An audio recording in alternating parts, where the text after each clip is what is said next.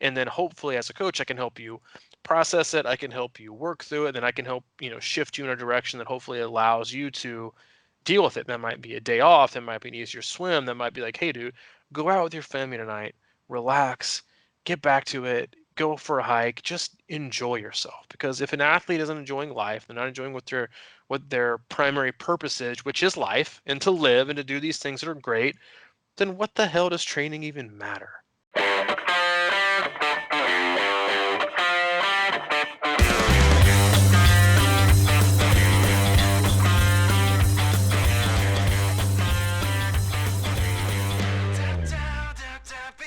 There he is. What's happening, brother?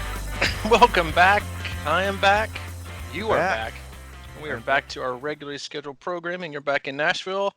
I am back in Chattanooga, and it has been a long last 2 weeks for, I think, both of us.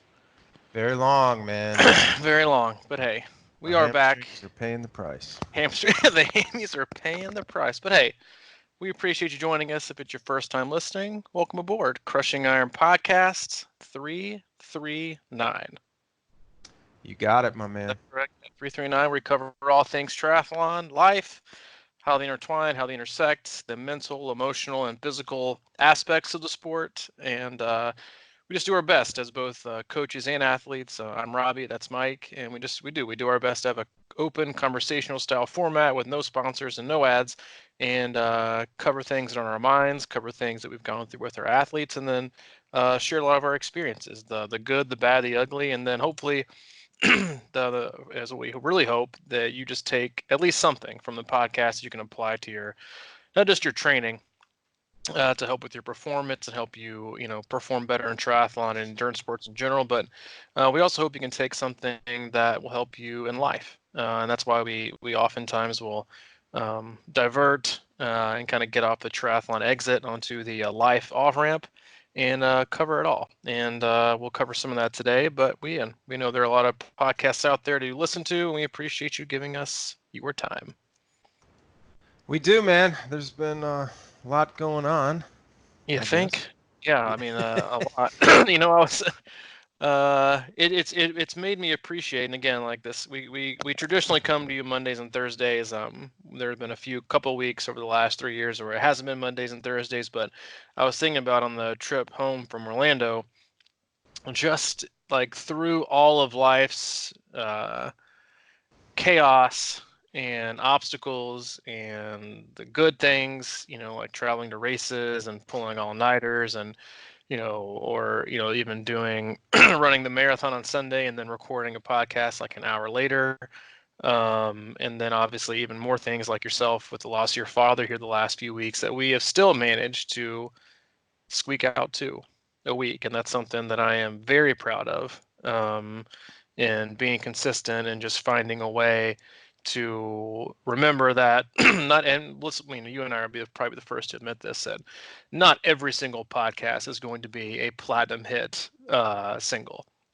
We've probably had a lot of duds, but no, we make albums, man. we Don't do. make singles. We do. This is one long album with, just don't fast forward to track 213 or whatever. But we do. We show up. We do our best. We hope you get something from it. And I know I'm very proud of that, and I know you are too. I am, man. And I was just talking to somebody about that this morning, or similar, is that, and I've talked about it before, but we talk about triathlon, and we're kind of like, triathlon can be an isolating sport. We all know that. And it's just kind of cool, like if you have a niche interest and nobody around you wants to talk about it, really. Like you can go up to them at work and say, hey, yeah, I did my intervals, and they'd be like, what?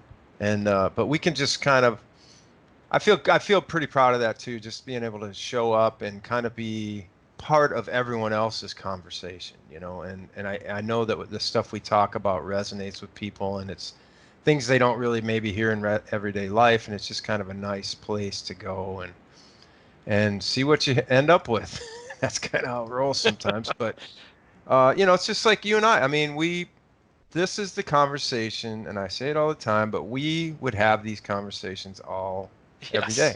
No matter when we what. started, you were my coach back in the day, and it was just the stuff we wanted to talk about, and anything that sort of relates to in and around the life as a triathlete is where that goes. And, you know, we could talk about, you know, the news of the day at USAT and things of that nature. And sometimes we do, God. but more often than not, we're kind of, you know, living our separate triathlete journeys and coaching journeys. And there's a lot of stuff that pops up in that, you know, when you're talking about having a lot of athletes that go through stuff and, Well, uh, it's funny you say it like that because I was thinking about that yesterday.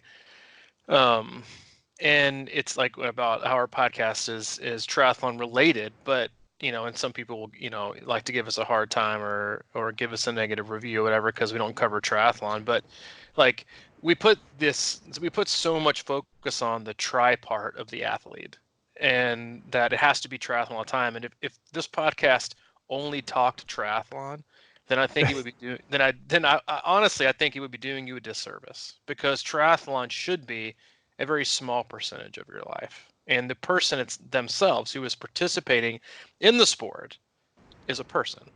They're a person first, they're an athlete second, and then they're a triathlete third. And they all interact, they all complement each other. Sometimes they take away from each other. And it's that balance, it's the chaos, it's how do we fit it all in? But again, like life is the common denominator for all things. We all go through life, and it can be whatever sports you're in, whatever hobby you have, whatever sports team you root for. Like those can be, like the drawing factors in the conversation. But oftentimes, like what branches out from that is the fact that we are all participating in one thing, and that thing is life. And it's how we are adapting, how do we balance things, the things we don't do, the things we should do. And again, like this is rarely ever a podcast where we say, hey, these are the things you got to do. And if we come across that way all the time, then we'll do a better job at delivery. But most of the time, it's just like this is hard, right? This is not easy. These are the steps you can take, or hopefully can take, or just things you can extract, hopefully, from our podcast and our style of how we just communicate. In that, hopefully, you can just kind of take bits and pieces if you want to, and just apply it to yourself in whatever way you want. And I think we've all done that. That's how we shape our lives. We take experiences in this podcast, and I think some ways for some people is an experience. That's often, like, I think one of my favorite compliments we've ever gotten is like, it feels like I'm sitting in the room with you guys as you chat, as you talk, and I feel like one of your buddies. And to me, that's an experience. It's just not being a listener or being a third party. It's immersing yourself in a conversation and listening, and then when you leave the room, you think, all right, this isn't exactly what's going on in my life, because obviously you and I's life are unique and they're not perfectly applicable to every single person that listens. But as with one of you and I's favorite shows, Seinfeld, it's not a show about nothing. It's a show about basically like the common 80% that is everyone's life, and they just make the 20% funny, and we don't. But yeah, if you can just take something take something from it, and piece it together and make it yours. Make it Jim's, make it Terry's, make it whoever. Just make it yours, and that's what we want. We want that's to hopefully fuel you to be empowered and take all this information and not feel like it's force feeding you to a certain diet or a certain training program or a certain sponsored drink or thermo ray gun or whatever it is. Just take it and use it and make it your own. And that's hopefully what we try to do every podcast, and hopefully that's what we'll try to do again today. yeah. Listen, I think at the bottom of everything is that we all just want to feel good and feel connected, right? I mean, Mm, we can, and triathlon is a vehicle for that, and we talk about that a lot. And how do we manage this sport in a way that doesn't detract from our lives? Because a lot of people, I think, get into it and it becomes more of a burden at some point. So we're just sort of navigating that space. And, it's funny, man, because I think I told you, but at my dad's funeral, I decided to actually go up and speak this weekend. And it was difficult. I wasn't going to do it in that morning. I just decided that, they hadn't picked out anybody particular. He had a lot of friends and whatever. And I decided that I was going to do it. I was going to have the minister read a letter that I wrote my dad. But as I woke up or I actually woke up super early because it was on my mind. You know how that goes. It's just like, man, I can't. So I was working on that letter to give to him. And then I started working on like bullet points, like of what he had taught me or what I learned from him or whatever. And one of the ones was he never met a stranger, and he was always about community. And like he would sit, across the table from a mechanic on the straight ahead. On the right, he'd have a school teacher, and then a CEO or something. There was just this whole mismatch of personalities that he always brought together. And he was real good about lifting the little guy up, and he was more focused, I think, a lot of times on bringing the big shot down to earth, kind of deal. And but anyway, so it dawned on me. I was like, I think that's like kind of what we set out to do with this, and because it's about triathlon, but really, when people say that they feel like they're in the room with us and they're friends with us, that's what we want, and that's what we want for everyone else, and that's sort of what the most amazing byproduct, and I'm sure you'll agree, is that so many people have come together and become friends just through meeting, through whether it's a podcast or camps or other athletes or team races or just hanging around races and stuff like that. It just makes life more fun, and it makes it people feel better, and to me that's the essence really. And I know we're going down a wormhole in a way here, but like that to me is the most important thing, because life is short. That's the thing. I was like, I got to sit with my father for the last 2 weeks, and I just sat with him, and life is short, but you really just want to find your place in it, right? And find your comfort zone.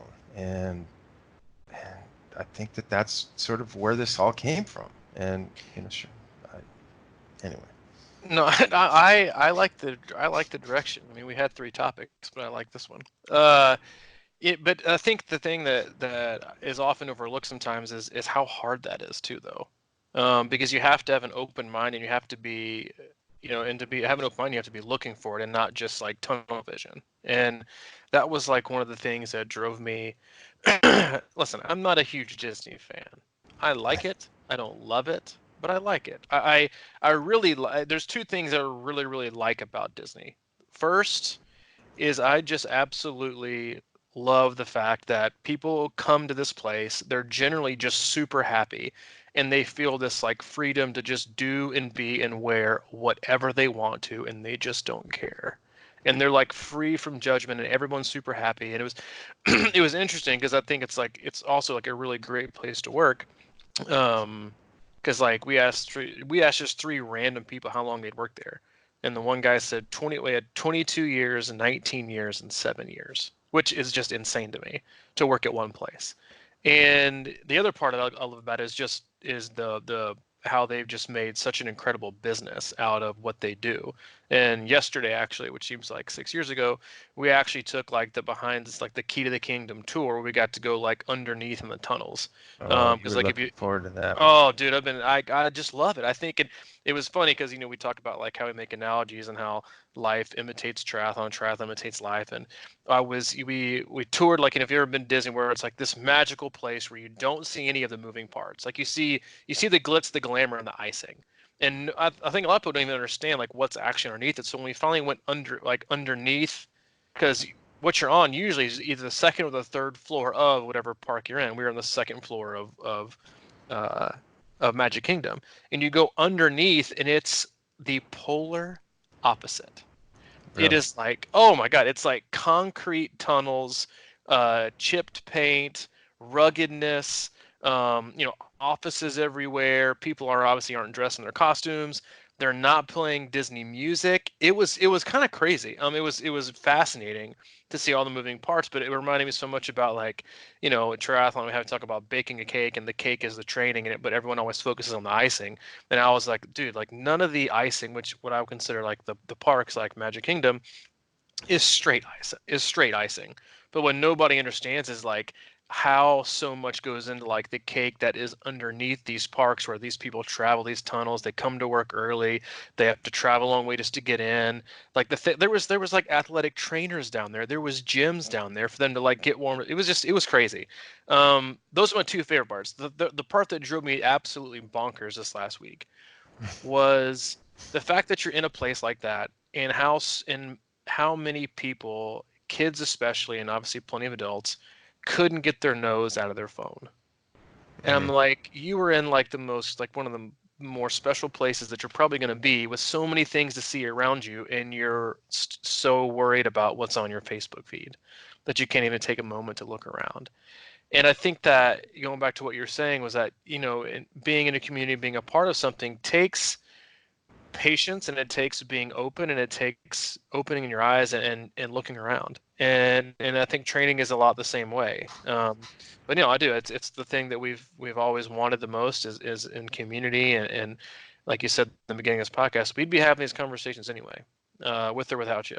Now we just decided to, buy $17 headsets on Amazon, plug in our computer, and schedule it twice a week, and then hope 9 or 10 of you listen. But it's a great community, and it's definitely evolved into something that's beyond, I think, a scope of what you and I could have ever even wrapped our brains around. It's something that we're both very, very appreciative of. Um, but Yeah, I man, did we're all in. Oh, you got something? no, go ahead. I'll launch into something after you get done. Yeah, I was just gonna say, I mean, we're all in this together, right? And you deal with athletes across the spectrum.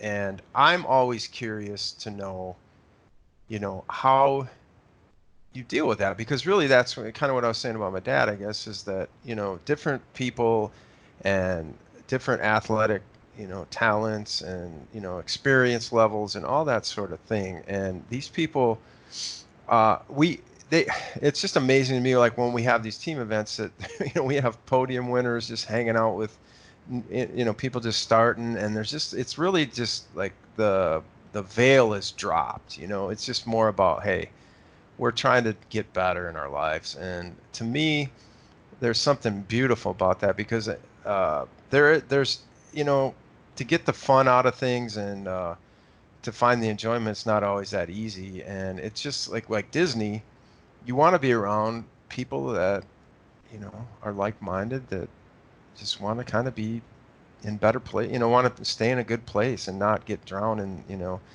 some of these like nasty, sarcastic, bitter forums and things of that nature. So when I mean, does that something that do you just flip that on and off, or do you? It's so, I mean, I think, um, it was actually kind of like what you're asking is one of the topics I had up for today, in kind of order to discuss, and it's kind of, whatever we want to title it, we will, but it was just consider managing the chaos. And they've actually did, like, this is probably I think back in 2015 they did this paper, and it's called working at the edge of chaos, understanding coaching as a complex interpersonal system. And they talk so much about how the fact that, yes, like, you have these systems, you have these training, you have all this information on how to train, when to train, what intensity to train, you have all these forums, you have all these, devices, you have all these apps, you have all these things to your, and the thing is that everyone has access to these. Everyone. If you have, the internet, and you have the ability to get an app, or you have a bike and you have a lap, whatever, you can get access to all of this. But I think the thing, like, I started diving in triathlon and coaching, 10 plus years ago. And before I got sober, I considered myself a pretty good coach. I wasn't a great coach. I don't consider myself a great coach now. I think I'm a good one. I'm working on being great, but I've always considered myself a pretty good one. And to be honest, I think one of the greatest gifts I was ever given, obviously outside of my sobriety, but that gives me an advantage, not really an advantage, but gives me a insight to how to actually obviously work with people, is the fact that I spent 90 days in a treatment facility with so many other people going through so many of this. First off, I got very, very comfortable, and you know this, very, very comfortable with myself and my feelings, and expressing those in an open manner. I don't hide anything. I'm very open about my life. I talk about this podcast a lot. I talk about my recovery a lot of this podcast. I don't hide anything. I feel like I'm very, um, not very good. I feel like I'm pretty good. I've gotten so much better since I started coaching at communicating. But diving in so much that I did in the 90 days I spent getting sober, 6 years ago, and then the work that I've done since then to kind of continue to connect, and the things that I've done work wise before I coached full time, was that, like, if coaching athletes was so easy, there'd be a lot of people that could do it really, really, really well, because you think coaching an athlete is one thing. It's just I'm coaching the athletic part of Mike Tirale. His life means nothing. His professional career means nothing. His personal relationships, whatever, mean nothing. Because all I'm focused on and all I need to do is just make sure that you can do this workout on this day at this intensity. And if you do all these things, no matter what, discard life, whatever it is, if you're happy, if you're grumpy, whatever you're eating, it also it doesn't matter. As long as you do these 1, 2, 3 steps, however many steps, you're going to be able to compete. You're going to compete well. But the thing is, and the part that I love so much about coaching, and I was actually having this conversation earlier with somebody, was that I love coaching because and yes, getting the athlete to perform better is crucial. It's part of your job. It's like why you were hired. But why I love it so much is the relationships and the diversity between people. And obviously, like I work with a lot of athletes too that like they're not. It's not that they're not interested in the relationship aspect part because they are. They're just they have a different personality and they have different life. Like I have plenty of athletes who are basically like no maintenance, no life, like no life upheaval, no nothing. Like it's just pretty standard 9 to 5. They're single or they have married, have kids. Like it's very standard. And those are quote unquote you might consider those easier athletes to deal with. But on the same end, athletes like that always think that they need to train more because they have more time. Their life is easy. Whereas you have a lot of athletes as well who go through all kinds of crises, who go from moving to divorce to getting married to injury to really serious medical diagnosis and job changes and like all these things that you have to the role of a coach, like it's not, I wouldn't consider it easy because it's not easy in any shape. But I think what athletes should understand, and this is the role of a coach, is it's not my job to make you fit or make you deal with or show you or make you deal with these things. It's my job to show you and get you to a day where you can express your own fitness as best you can, which is race day. And then my other job is to help manage and help you navigate through life to the best of your ability what it brings you and then how all those things intersect. Like we always talk about, like stress is stress, even good stress, which I think is like one of the most underrated things people discuss. Like I can't tell you how many athletes I've worked with in the past that get into a like awesome relationship and their what they would consider their motivation like just vanishes. And it's not because they're no longer motivated. It's because they just don't have the energy because their energy now is in like this new consuming, you know, relationship that they're in that's like taking all their focus and all their time. And that's now become like where all the energy goes to. And they're like, I can't work. It's not like they're depressed or just got out of a, or conversely, they are in a relationship and they break up and it was really bad. And they're like, I can't work out. Like, I understand that. Stress is stress, right? So the best way that you can help an athlete navigate that is to teach them or show them either the ways they can, I don't want to say cope, but the ways that they can self-diagnose the direction that they're headed, because you can't always do it for them and you don't want to. Like, you don't want to be a dictating coach where you must do this and you can't take a day off and you better saddle up and make it happen. Like, that's not how you work with people, in my opinion. That's not how you deal with people. Like, that's why Dabo Sweeney, even though they got throttled in the national championship game, that's why he's one of my favorite coaches to follow, because he is about loving his athletes. Is about he's about the bigger picture, in my opinion. Because, and kind of like we talked about earlier in this podcast, is that we talk about triathlon, but the bigger picture is life. And triathlon and racing and any endurance sports or endeavor that you take on is supposed to help you navigate and make it through life, hopefully better than how you started. And as a coach, your responsibility obviously is the fitness aspect and getting them to express that fitness on race day. Because, I mean, to be honest, anybody can go out and work hard and be consistent and get in better shape. Anybody can if you Yeah. have that. But it's expressing that on the right day at the right time to the best, not 90%, not 85%, not 80%, but 100% on racing. That's why coaching is difficult, because that part is hard. And then balancing as well the person who's driving that train, who is a husband, a wife, a sister, a coworker, or whatever it is. Like, those are the aspects, and that's the part of coaching that makes it, I think, the biggest challenge is that. It's understanding people, it's dealing with people, it's and sometimes you've told you this, like sometimes it's just heavy. It's really, really heavy. Like Facebook is nonsense. Like it's everybody's, an Instagram. It's like I don't know how much time it takes, how many milliseconds it takes to take a picture and post it. 1 second, if even that. That's 1 second of a person's 24-hour day. And in Training Peaks, like when people leave comments, like they will leave you. Well, it's not all. Some people are a little more reserved than others, and that's just how they're wired, and that's perfectly okay. But a lot of people will just open up and let it fly. And you think that as a coach, okay, that's not relevant because you're not telling me how you felt on your 45-minute run with strides, or you're not telling me how your long run went, or how your long run or your intervals went. I need to know. It's all about the data, right? It's always just, what did your data tell me? But so many times it's often like, what are you telling me? Because if you have an athlete that, and this is what I try to get across at this when I start working with them, is like, if your 45-minute run was great, I need to know about it. I can see that it probably went well, but if you felt it went great, I need to know that. If it went poorly, I also need to know and I can usually see that did it go poorly, and I'll use like, how's it going, or what happened, or like, how are you feeling, or what's going on, like, are you okay? Not because the data wasn't there that I expected, because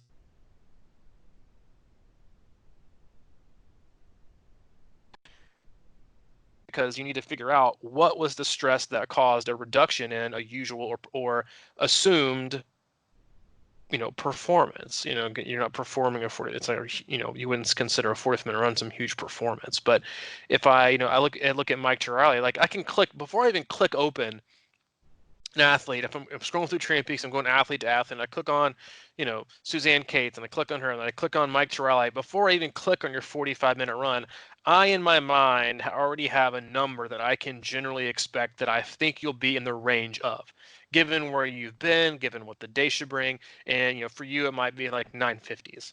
And if I see 950s and I expect to kind of see around 950s, given the load, given what I know is going on in Mike's life, but then I see 1045s and you have no comment, I'm gonna think, hey, what's going on? How you doing? Not because not because you did anything wrong, but because I need to know, A, are you too tired? Are you too sore? Does your body hurt? Why was it this way?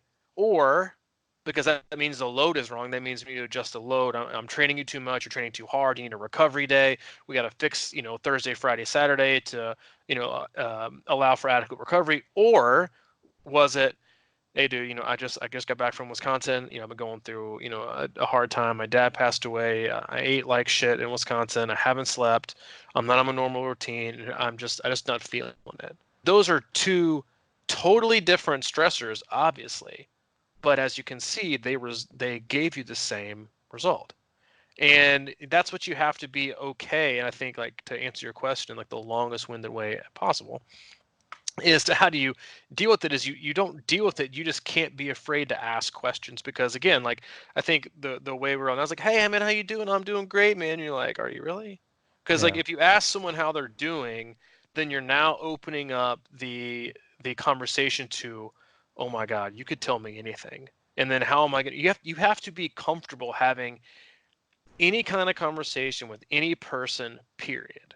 And if you're not comfortable doing that, then you're not going to be comfortable asking the question to get to the root of the reason that, Mike is performing great, or is struggling. And you have to be comfortable. And that's, again, like going back to what I originally said 98 minutes ago, was that that's what like going through treatment and therapy and all these things that go through the past trauma in my life, and getting sober and listening to people and, like, asking them questions. Like, you had to be really, really, really comfortable asking, and like, and poking, and not poking like a, prodding in like a bad way, or like just to, get you to open up. It's like, it's really, it's like, you need to know this is a safe place. You need to know that you can open up, and you need to know that I can handle it. I am okay listening.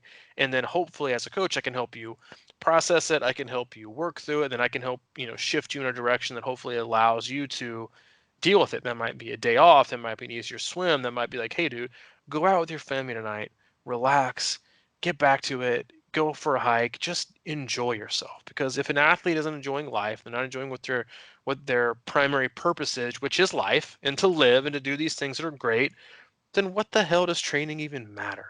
And we get so swept up in like the obsession we have on training and that we can control and that we can predict it, even though you can't, that we negate it and just kind of don't see the effect that it has on the rest of our life. And then we just kind of, again, like, you are a triathlete, I am a triathlete, okay, like that's representative of like how much of your day and how many times you race a year. The rest, you're just like you're just Robbie, the dude at the end of the cul-de-sac who nobody knows what he does, and just running around, just running around, trying to get in shape and huffing and puffing up the hill. Like that's who you are to the rest of the world, But it is. It's just it's challenging. I don't say it's hard. It's challenging in ways that when I got into it, when I kind of stumbled into it by coaching some athletes, and then just got into a passion of it, as I've always been a much better coach than I have been an athlete. I have, I think, decent athletic ability. I think I'm a better coach than I'm an athlete. And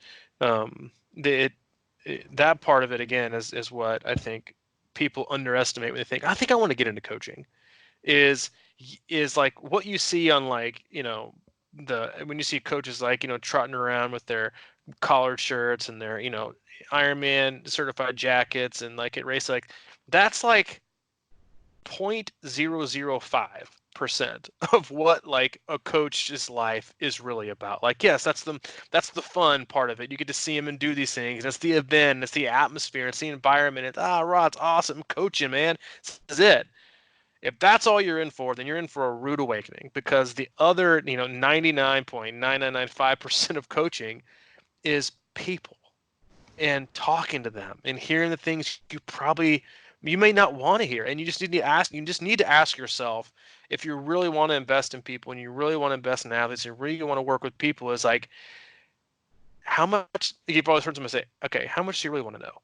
And you're like, not that much. Just give me the not. I don't want to have to feel anything right now. I'm not comfortable feeling anything.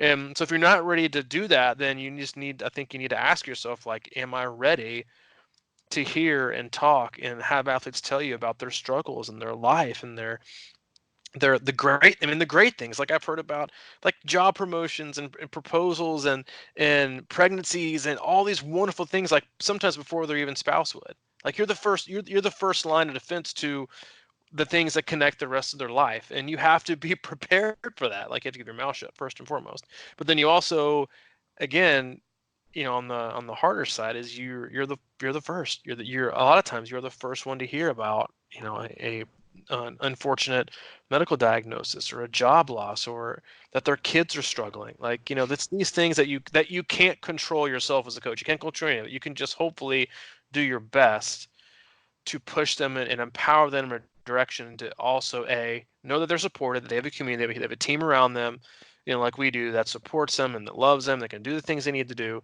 But that also, as a coach, it's like, Mike, you don't need to be running today, man. You need to take a day. Like, it's an empowering them to make those decisions, that shows them it's okay to not be a triathlete today. Today, it's much more important for me to be Mike Terali, the son, and for me to be that, than it is for me to be a triathlete. And I think a lot of times that is one of the most that is where so many athletes lose their way, is that definition of identity each day, that they have this guilt and this shame over. It's like who they should be more. And it's like, for me, one of the biggest reasons why I have taken steps back in my career is like, or career, like I'm a freaking big deal in triathlon.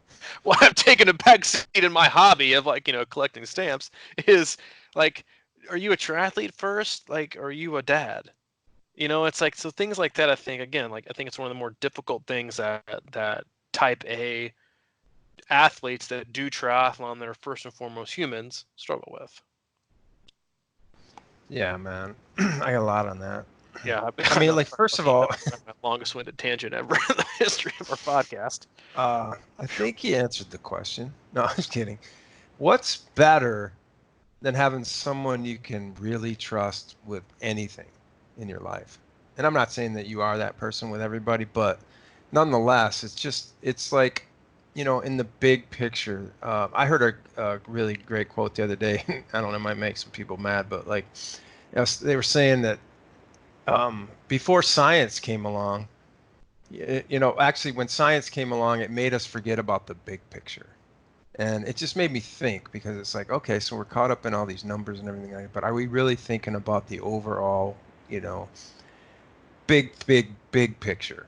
You know what I mean? And I guess in triathlon, in some ways that relates to the data and the numbers and things like that. But for my, for my position, I really believe that there's something great about not focusing that hard on the little things like that and just being relaxed. I'm all about flow and like being able to relax because another thing I heard the other day is that anxiety is basically an output of retained tension in your body.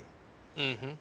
And I thought that was, or in the muscles, and it's like this buried strain and stress that we keep in our gut and different places of our body. And if you can't square that up, you're probably not going to reach your full potential, right?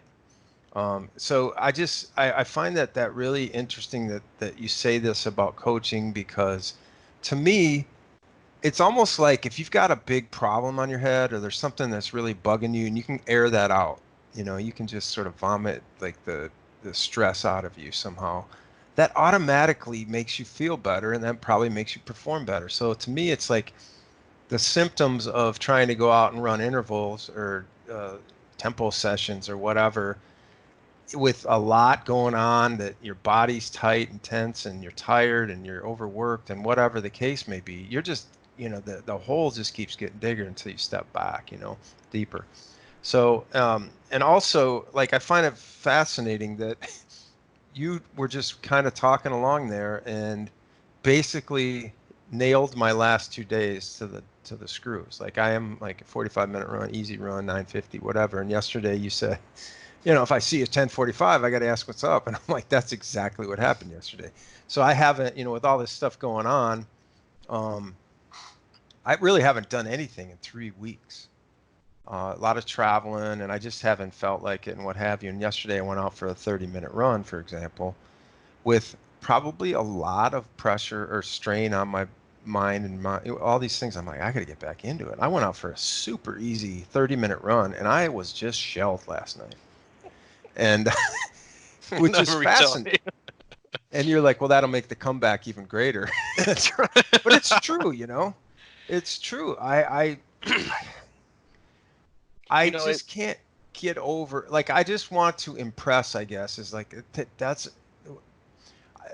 not what stresses me out. I know that I can make that comeback, but there are certain things that I have to deal with and that I have been dealing with. And you have to, show grace to yourself, right? A lot of people go through shit. And It's, dude, you are like, that's the perfect example of how every session should go. Yours is obviously under a more serious, unfortunate circumstance with the loss of your dad, but that is why, like, in my opinion, and I know this drives people crazy, is like why running on feel is so important. Like to know what easy feels like. And I think so much of it too is like that we're so afraid to like this maybe like jumping, but like we're so afraid to like feel anything that we just become like disconnected with like understanding our body and like what it feels. And if you had gone out and you'd be like, you know what, but like Mike Turali, he does 920s. I'm running 920s today. Dude, if you show up for like a week and you would have gotten home from your run being so discouraged and so disheveled, like you might not run for like 3 weeks. But easy is easy because it's how you feel that day. And you can't ask a ship that has 19 holes in the bottom to both continue to sail on at the same speed and at the same time patch itself up so it can stay afloat. Sometimes it's just about staying afloat. You can't ask it to do both. And so many times as athletes, as humans, as friends, we ask ourselves, or even sometimes the people we know, to do both. I need you to both not sink and move forward at the same rate of speed that you're used to. And if you and what usually happens to that, if you try to do that and you do it for a long time and you continue to both try to not sink and also maintain the same forward progress, you're going to collapse, and it's going to be, you're going to have to start over. Your ship is going to break, and you are that you are a vessel. I mean, there's something you can go on a million different analogies on, and religious sectors, like how your body is a vessel, and we disrespect it so often with the assumption and the prediction that we have with paces and artificial intelligence that says you got to do this today and you got to do this today, and you must be this, and it's like if you listen to your body, like some days you're easy, like that is it. Some days it is like 1080, 1050s. And then 3 months from now, that same easy feeling, hopefully, is going to be 850s. So you can't judge it by what the output is. You have to judge it by but how you feel. And again, like that comes with like connecting and listening and acknowledging and being okay. It's like we're so dismissive again, like when it comes like that's why triathlon is such a great like um conversation about life and how they are both so much alike. It's like so many people like to pretend that their life is great when it's like going up in flames, or that Mm-hmm. they're not stressed. Oh no, dude, I'm fine, man, I'm fine. And then like 2 days later you hear that they've got this and this and this going. You're like, dude, why are you hiding from me that this is going on? Like, talk about it. Like, and like you and I are very fortunate. Like you and I have been, you know, open books to each other and for the last 6 or 7 years, and like I have that in you and you have that in me, and we have in a couple other people that are very close that we have that, and am more grateful. I'd rather have 3 of those people than 300 that I can't. And I think we've gotten, again, like, so humans, like, so desensitized to it being okay that we don't feel good, because look at dude, scroll through Facebook, and everybody's alive, everybody's feeling great, everybody's crushing it, everybody's losing weight, everybody's PRing, everybody's doing it. I got to be doing it too. Even though I feel like shit, even though I feel slow and I put on weight, I got to put on this, and I got to put on this mask. I got it, man.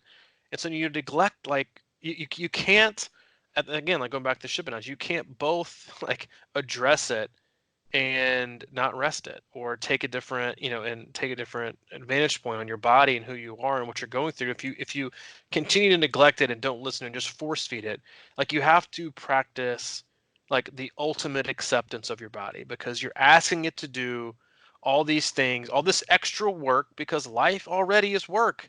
Like, the greatest challenge, the greatest event, the greatest race we are ever going to be a part of is what we're going through right now as you're sitting here listening to this podcast. It's called life, and it is, without question, the hardest thing we are ever going to do, because it rears its head every single day in different shapes and different forms that make us wonder, God bless, like, how do people make it through? And the answer is, like, some people don't.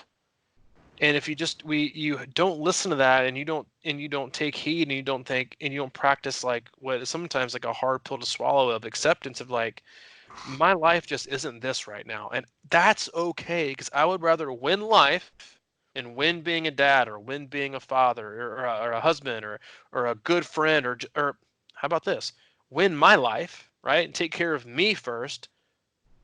Pardon my language. Fuck triathlon. Do anything else. I need to take care of me in my time in my life, because I can't do anything. You hear this so many times. People talk about relationships. It's like, well, you gotta take care of yourself or it takes somebody else. And you're like, yeah, whatever. That's so stupid. And then you're like, okay, that makes a lot of sense.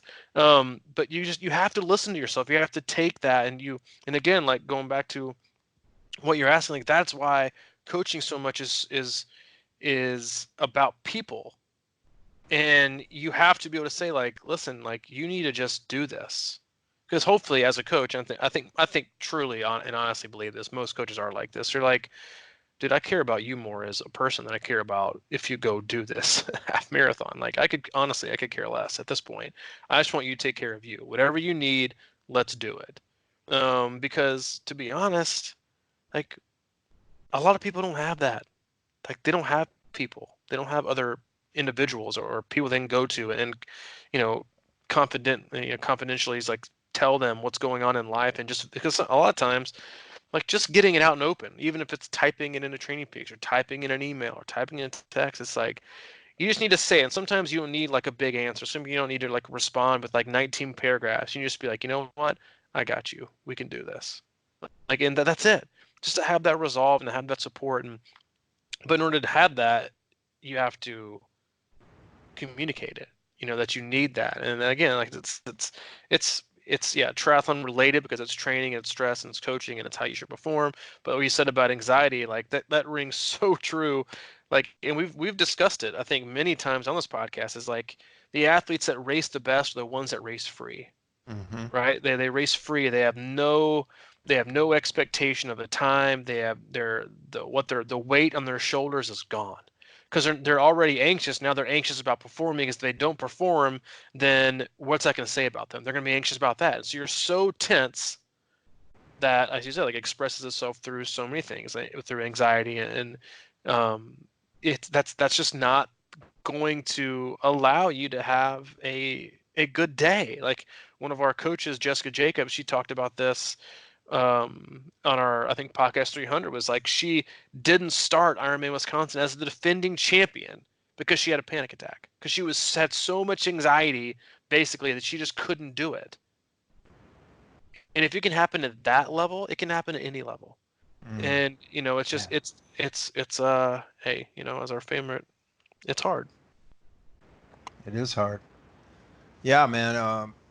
As I was going through this, I had so many people reach out, and I'm so grateful for that. And it was this sort of, these are athletes and people that we've met through camps and through races, and they're offering anytime, anywhere, call if you need me, and that's, that's kind of one of those things that I guess people say, but I really felt it with everyone, like I feel that kind of connection. And I think that there's something about this, linchpin of triathlon that is bigger than the sport, in the sense of that people in this sport are ultimately here for a different reason. And it's probably about what you're saying. It's about that life, the big picture.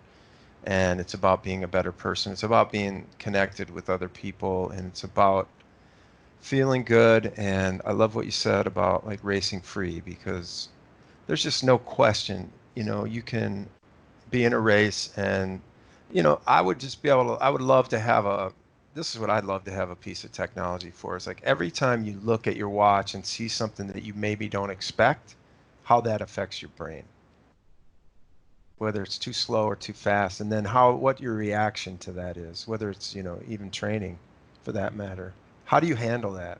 Is it's like, oh, I am not who I thought I was. I Hmm. better like correct this right now. Or, are you okay with it?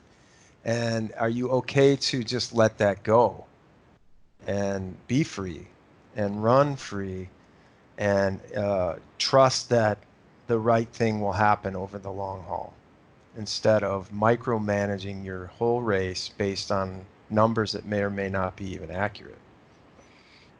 It's like and again, like you and I, we've had multiple podcasts on this subject. Is like neither one of us are in favor of always taking the easy way, but you're never going to find out. You should always challenge yourself and get uncomfortable. But there's also comes a point. It's like, we spend our entire human life in regular life trying to make things as easy as possible, right? For Mhm. us. Like, we don't just heap on like, hey boss, man, I've already completed all my work this week. I would really like it if you would just hype on another 15 hours. My life's too easy right now. Just please give me more. It's like that's not how we work. That's not how we roll. Like, it's like we want life as stress free and as easy as possible. When it comes to racing and when it comes to training, it's like, oh my God, I need you to add more. I need more pressure. I need to not feel good. I need to be stressed out that I can't meet this. I have to have. It's like, what? That none of it makes sense. You're never going to find out. Now, again, like, can you grow through hard times? Yeah, but even like I was just reading this study that somebody posted that was talking about the how often you should experience some kind of like growth through failure, and it's like only like 10 to 15% of the time. Should you be challenged enough to where you feel like you grow? Not every single time. You shouldn't drive yourself and drill yourself into oblivion with training or with racing and heap these expectations where you're so tense. Like, life is already tense. Life is hard. Going for a run should be the easiest part of your day. For a lot of people. I mean, it should be the easiest part of your day. And obviously you should challenge those things to be hard, but it should be without expectation, without judgment. because again, like it just goes back to how we've like, for whatever reason, we've come to this conclusion, as for whatever reason Travis comes to this conclusion that everything is predictable and you should be able to know this and know that. It's none of it's true. None of it. You can't predict anything. You can't predict how a single session is going to go. You can have a guess, like I said about you. It's like, I'll probably guess like, this number, and if it's this, it's going to mean something's going on. But yeah, you can have those ideas, but that's working within a range of knowledge of how you know a person. And so I think that, athletes themselves, like, if you want to make this fun and you want to make this enjoyable and you want to do it for a long time, it's like, do it for fun, enjoy yourself, be free, don't be so stressed about it, and then have people around you that support you, that you can say this and they'll be objective and be like, it's always funny, like I always find it really fascinating when I think we even had somebody in our closed Facebook group, which is Crushing Iron group on Facebook, post earlier. It's like, hey, I'm always sick, I'm never feeling good, what's wrong? And like the first like 10 comments are, it was like, you're training too much, you're training too much, you're training too much. And then real life era triathletes like, I should train more, I should train more, I should train more. It's like, it's a lot easier to tell people to like, oh, you're training way too much, man. They're like, looks back at their own training, oh gosh, mine's twice as much. And like, you wonder why, it's not there. But like you said about all these people coming out of the woodworks and being like, hey, call me anytime. Like, having those people in your life is what you want. It's what you need. It's what I think everyone should value, and not, and they're saying it in a way that's not like, yeah, man, like, help me, I'll be glad to help you move. Please, dear God, don't ever call me. It's not that. It's like sincere, like, hey, man, you need to talk. My line's open. And I Yeah. think that when you have those connections and you have that that confident ability to be vulnerable and know you won't be judged, but instead feel empowered, because that's the biggest like misconception about vulnerability, is people see it as a weakness. It's not. It's empowering, because you have nothing left to hide. You cannot take anything from me, because I freely give it. And when you can freely give things and you can freely express things and communicate, you can take nothing from me, because I'm giving it away freely. It's there for you to help me with or not help me with, but I am open. And if you can do that with your training and do that with life, then I'm confident that you'll be able to perform better in life and in training. And then again, and obviously when you want to race, like if you can do all that, it's like, and because I think performance takes on a whole new thing. It's no longer a success or failure. It's a growth and an experience and fun. Yeah. And I think when you combine those together, then I think you're destined to make a positive and lasting change. Mhm. Man, what you said about longevity really resonated with me too, because there is a tendency for many of us, I think, to get kind of caught up in a maybe a good little period of training and things like that, or racing or what have you, and almost feel invincible on some level. And I think that's another. I mean, I've learned so much going through this process with my father. It's just like watching the whole thing unfold and thinking about life and how to have less fear. He gave me a lot of courage through this process, and I think the longevity piece is very interesting, because you have, like, I think I was talking to somebody about this. One of the athletes was, you grew up swimming, for example. Mm-hmm. You built that into your DNA. It's into your muscle fiber. It's something that you learned and you've retained, and it's something important. But a lot of us that get into the sport later in life, it's just very difficult, man. I mean, like the missed work that we've had, like to build those functions, the body brain connection over that time and all that sort of stuff. It can be difficult. It just takes time, and just because you're, I guess, training very well doesn't mean that we should push that out of the box too far. Whether it be running, like, I feel really good, I'm gonna go out and double it up today or whatever, it's like the the long, I guess what I'm saying is the long picture has just become more and more important to me. And that is really about listening. And because we don't train in a bubble or a vacuum, there's things going on around us that impact that, and we have to adjust and we have to assimilate into our periods of life that are, or whatever's going on. And again, it's just sort of about using triathlon, I guess, and the training to feel better and to manage that better, not to add to difficulties, because that long-term piece is really the most important. As somebody told me once, sooner or later, the most important thing in your life is going to be your health. And there's something to that.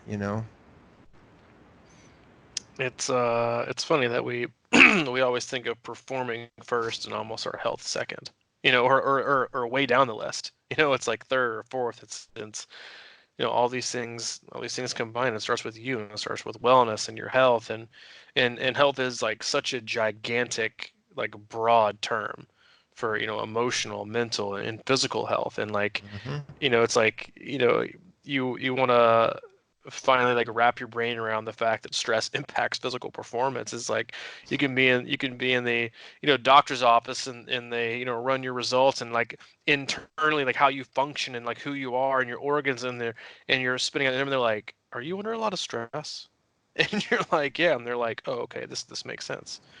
um and if you for whatever reason still can't wrap your brain around the fact that that's what stress does to your body, then and your body is the one performing and doing these sessions, and you're going to continue to drive yourself from the ground, and you're going to continue to get discouraged from that because you're going to continue to be overtrained, and you're going to continue to be getting more sick and more hurt and more run down, because the more tired you are, the more overtrained you are, the less recovery you're going to have. You're going to feel worse, and feeling worse, again, obviously, like, leads you into that vicious circular cycle of like, okay, now I feel bad, I didn't perform, now I feel worse, now I feel worse about not performing, now I performed again, I did it again. It's like you just fall into that trap, and it's hard to get out of. Like, it's hard, but because for most people, the answer is rest, and if they do that, they're left with their most frightening person alive, and that's them, that's themselves. Like, yeah, it is like, that's why we can't, that's why we stare at phones all day long, because we're afraid of our own thoughts. We're afraid of like thinking and like being still, and what it's going to go through our mind, and we have to work through it, we have to feel something. Like, that's the world we live in now.